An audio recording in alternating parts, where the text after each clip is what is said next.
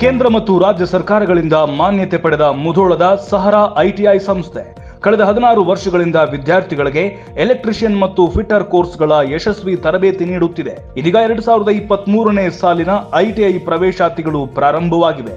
ನಮ್ಮಲ್ಲಿ 2 ಟ್ರೇಡ್ಗಳಲ್ಲಿ 8 ಯೂನಿಟ್ ಹೊಂದಿದೆ.